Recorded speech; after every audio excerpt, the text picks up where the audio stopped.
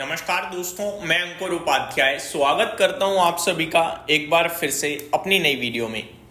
दोस्तों, कल जब मैंने रात में 10:30 बजे 10:40 पे आप सभी के साथ वीडियो शेयर करी थी तो उसमें मैंने बाजार में तेजी मंदी को लेकर सिर्फ एक ही चीज़ डिस्कस करी थी कि कल जो मेरी एक्सपेक्टेशंस हैं मार्केट से वो गैप अप ओपनिंग की हैं और मुझे जो देखना है वो ये देखना है कि 11 बजे तक भारतीय बाजार गैप अप होकर कैसा ट्रेड करता है। और अभी तक बहुत अच्छा ट्रेड कर रहा है। जो गैप अप ओपन हुए वो टिका, नीचे आए थे हम लेकिन वापस से ऊपर जा रहे हैं। और अच्छी बात पता है क्या है? अच्छी बात यह है कि नीचे से बाइंग सपोर्ट देखने को मिल रहा है।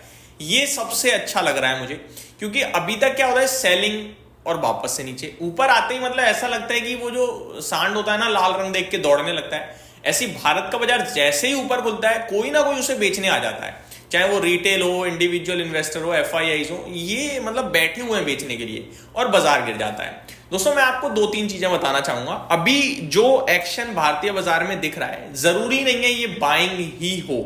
जी हाँ, हो सकता है जिन लोगों ने शॉर्ट पोजीशन क्रिएट करी है वो पोजीशन को कट कर रहे हो अपनी, क्योंकि निफ्टी की कल एक्सपायरी है। अब आप सभी को पता है ट्यूसडे को एक्सपायरी होती है निफ्टी की, तो एक्सपायरी से पहले क्या है कि पोजीशंस कट होनी है।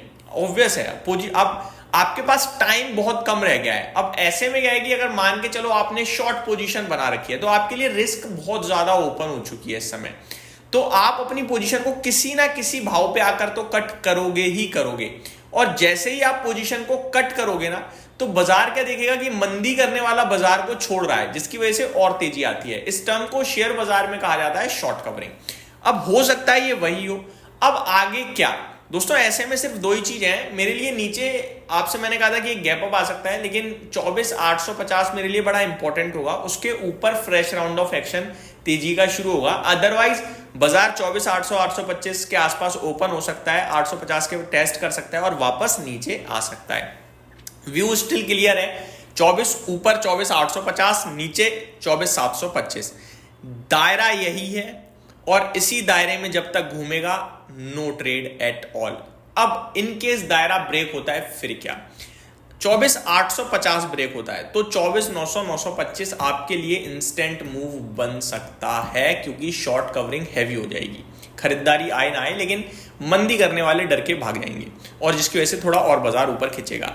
इनकेस नीचे चला जाता है और जो शॉर्टर्स हैं वो हावी होते हैं बाजार पे और 24,725 ब्रेक होता है तो 24,725 कोई लेवल नहीं है, 24,700 है लेवल। 25 पॉइंट मैंने क्वेश्चन रखा है। अब मान लो 24,700 ब्रेक होता है और नीचे ट्रेड करने लगता है तो आपको 24,600 दिख जाएगा। ये आप क्लियरली समझ लीजिए। और उस बीच में 24,725 का तो आपका ऊपर की तरफ स्टॉप लॉस भी बन सकता है। तो ये व्यू है बाजार के ऊपर। लेकिन निफ्टी के अलावा अगर हम देखें तो मिड कैप में बढ़िया एक्शन चल रहा है। 0.1% की तेजी है, यहां अच्छा एक्शन है। स्मॉल कैप में अच्छा एक्शन है। मार्केट ब्रेथ बहुत अच्छी है। अगर कुछ सुस्त है तो वो बैंक निफ्टी है। ऐसा लग रहा है कुछ करने के मूड में ही नहीं है बीते कुछ समय से। मार्केट ब्रेथ बताना चाहूंगा, एक गिरने वाले शेयर के सामने करीब 3 बढ़ने वाले शेयर्स हैं। तो मार्केट ब्रेथ बहुत अच्छी दिख रही है इस समय। तो पोर्टफोलियो हरी होनी चाहिए। ऑटो क्षेत्र ये नहीं रुक रहा है, वन साइडेड भाग रहा है जीएसटी के बाद। ऐसा लग रहा है जीएसटी नहीं, कुछ ऑटो के लिए स्पेशल आया है। 2% आज भी ऑटो इंडेक्स ऊपर खड़ा है। स्टॉक्स देखिए आप, भारत फॉर्ज 5% रॉकेट हो चुका है। अशोक लेलैंड 4%, बजाज ऑटो 2.5%, आयशर मोटर के करीब 1% की तेजी है। हीरो मोटोकॉर्प 2.5% ऊपर है। आप देखिए टाटा मोटर्स कमाल की तेजी 3% मूव दे रहा है। और मैंने कल वीकेंड पे ही आपके साथ वीडियो शेयर कर दी थी, मैंने आपसे कहा था कि टाटा मोटर्स में स्कोप काफी दिख रहा है और जीएसटी का फायदा उसे होना ही होना है। वो ईवी में भी है, वो पैसेंजर में भी है, वो कमर्शियल व्हीकल में भी है।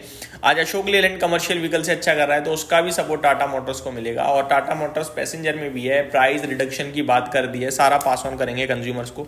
कमाल का एक्शन देखने को मिल रहा है ऑटो क्षेत्र में। मेटल रियलिटी भी अच्छा कर रहा है। वहीं आईटी हल्का वीक है, 0.5% समथिंग नीचे, बाकी सब हरे निशान में ही देखने को हमें मिल रहा है।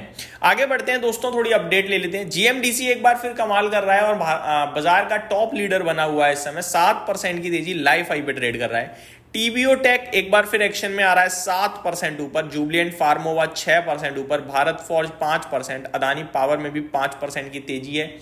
वो करार हुआ है भूटान के साथ, साथ ही साथ स्प्लिट की भी खबरें हैं इस स्टॉक में। टॉप लूजर में अंबर एंटरप्राइजेज है, पीवीआर आइनॉक्स है, वेदांता है। वेदांता के लिए खबर तो 17,000 करोड़ में एक्विजिशन, वही है ना, बाजार ये सोचेगा शायद पैसा कहाँ से आएगा, फिर डेट लोगे, वो बाजार है भाई, कुछ भी कर देता है। बिकाजी, ब्लू स्टार, ये स्टॉक्स कुछ नीचे हैं। आगे देखा जाए तो ओला इलेक्ट्रिक ऑडिटर वाली खबर पे कोई रिएक्ट नहीं कर रहा है, 2% ऊपर है। मैंने कल एक खबर कवर करी थी जो कि नेगेटिव साइड पे थी, मैंने नेगेटिव चीजें भी बताई थी। शेयर अच्छा ट्रेड कर रहा है। अभी मैं ऐसे स्टॉक में कुछ भी अपना राय नहीं दूंगा, जितने भी मेरा व्यू था वो मैंने ऑलमोस्ट 70 रुपए तक प्रॉफिट बुकिंग के लिए बोल दिया। एंड अभी मेरे को नहीं लगता, पहले मेरा ये था कि 58-57 पे फ्रेश बाइंग दोबारा देखेंगे, बट मैं अभी वेट एंड वॉच में ही हूँ।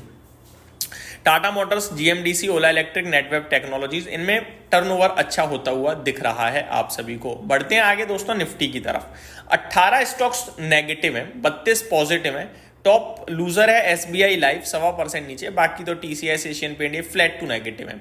टॉप गेनर में आज टाटा मोटर्स है लगभग 3.25% ऊपर, then Hero MotoCorp, Bajaj auto, Tata steel, JSW steel, MNM, यानी clearly metal auto outperform the market.